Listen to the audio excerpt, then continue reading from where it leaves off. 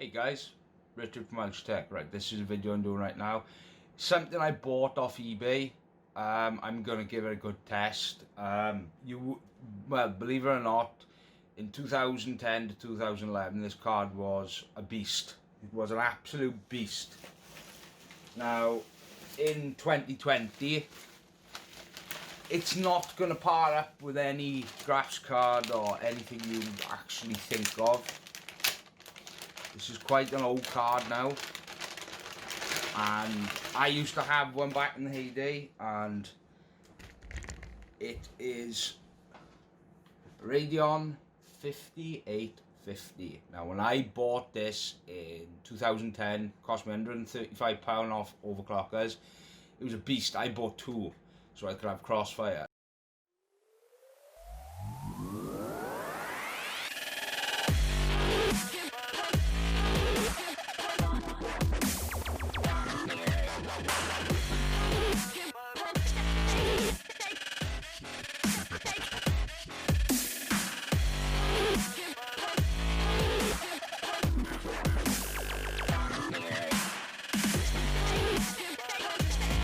This is the first game I'm doing because this one is free. Anyone can play it, and obviously, you know, it doesn't cost any money to actually own it.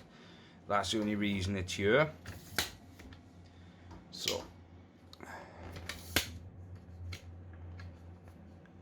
right then, so here we go. Right, so I've got it set to 1080p on medium settings. Let's compress that. So right now I am getting 66 frames per second at 1080p on medium details.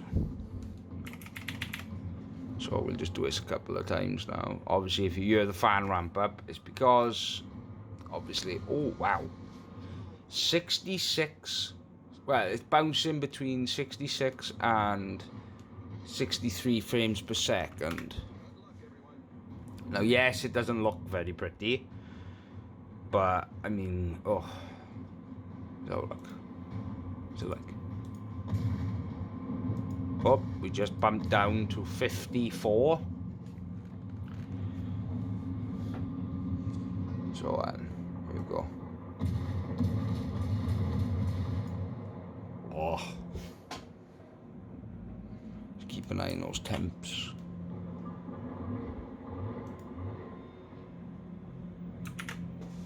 Right, so we're at the moment, we're at 62 frames per second. We haven't hit anyone, as in anyone playing. So, I mean, for 1080p, this isn't bad. I mean, for £16 in the UK on eBay, I mean, if you're on a budget for 1080p, it's not bad. Obviously, it's going to take a lot of power, but I've got a HX Corsair 1000 watt platinum power supply, so I haven't got to worry about it. It's running a Ryzen 5 3600. It's got 3600 megahertz DDR4, 16 gigs RAM. It's running on an NVMe drive with an Aorus B450 Pro. So I'm trying to relieve any bottlenecks.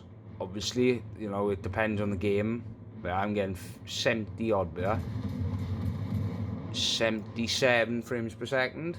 Now, obviously, when we get into an intense situation where we're near ships and we're fighting, obviously there is going to be a frame drop.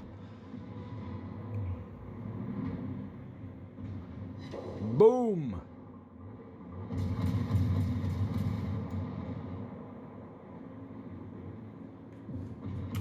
But yeah, for 1080p, I know it's only a 1 gig card, but considering that this cost £16, and back in 2009 to 2011, this was the bee's knees. This was an amazing card for its time.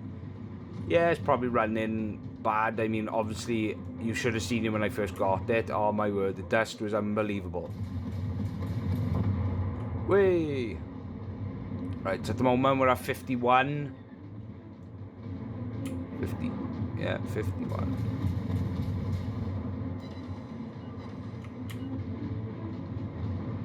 72. Boom. Up, up, up.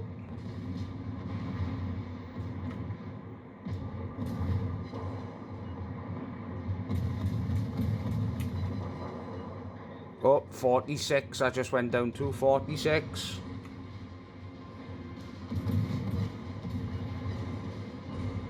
Oh, this is very playable. Very.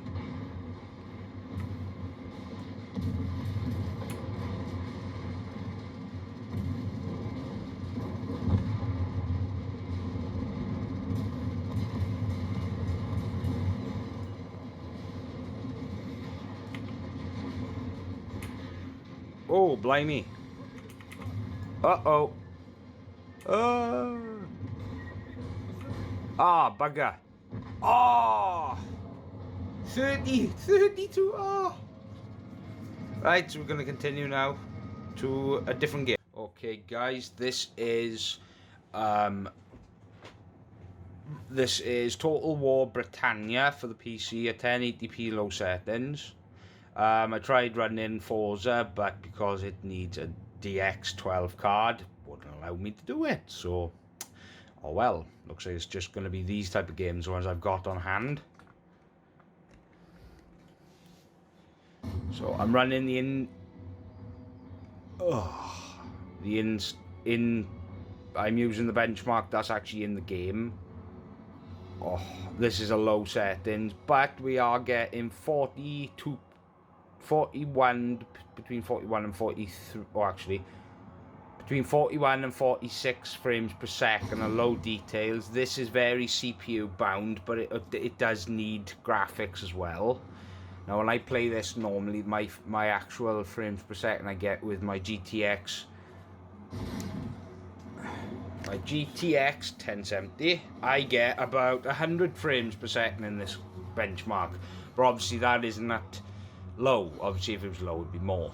So I know this is a big screen, it's a lot of pixels, but this is what I'm working with. This is an AOC 2666 by 1440p resolution monitor at 75 Hertz. So I've just set, you know, to 1080p. So we just look.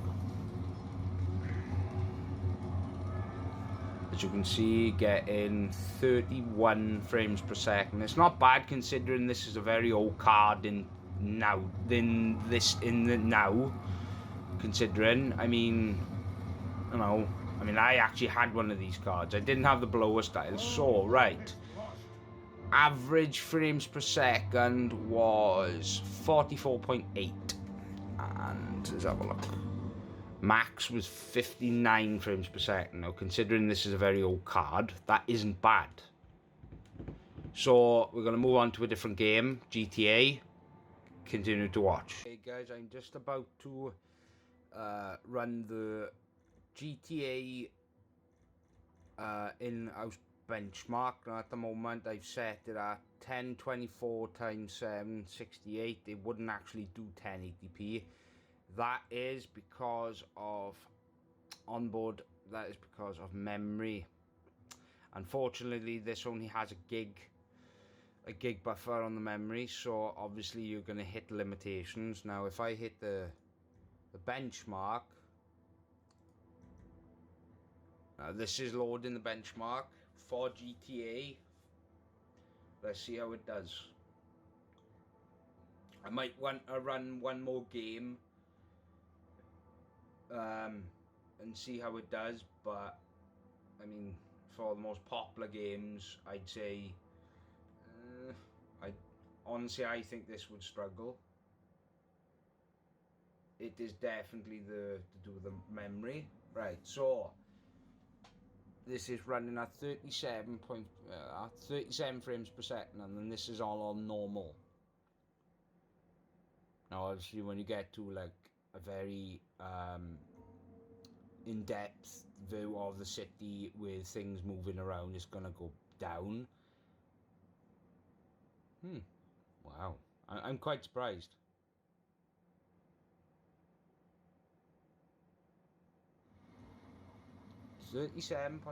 Yeah, look. I mean, that isn't bad considering that this card is over 10 years old.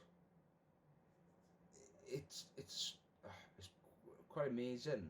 This was a mid-range card for its time. Wasn't the high end. The 5870 would have been the high end card, but I mean, for its time, this card was a beast. You ran two of them. Oh, crossfire performance was amazing back then. I had two of these cards. I had different models, obviously. I didn't have this one. This is more of the reference blower design, but what I had was the aftermarket ones with more than one fan. Anyway, back to the game. So as you can see now, with this scene of the game, it's showing the jet going around. Now, as you can see, the frame rate is not, it's fluctuating, but it's staying at 37 frames per second, which, considering how big GTA 5 is, this isn't bad at all. As I said in the previous, video that I was on about doing different things, this is going to be me going forward from now on, buying old tech and testing them for you. I can't do high end. I don't have the funds to play high end, but it's just something I gotta live with. But to be honest, it's quite fun, especially taking out old tech and installing the driver, especially when I had this card back in the day. Right, so this should be more of a compelling performance. This should be more compelling because this is when the cars start to explode. Whoop, whoop. Yeah, call him an asshole.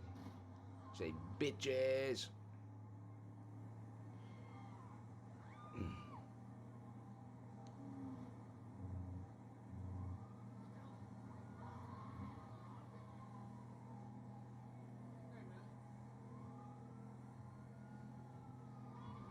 Uh-oh.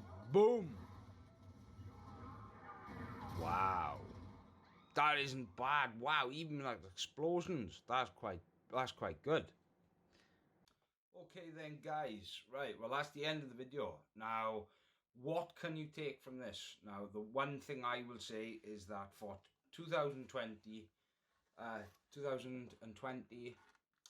is that this Radeon 5850, even though it's a 10-year-old card, can still hit 1080p gaming. Now, yeah, I won it every single game. GTA, I had to lower the resolution, but it still hit 37 frames per second in a game that is very graphics as well as CPU optimized. Now, the best game I'd suggest for if someone who's running this card is, believe it or not, World of Warships. Now, I was getting 60 frames per second in medium settings.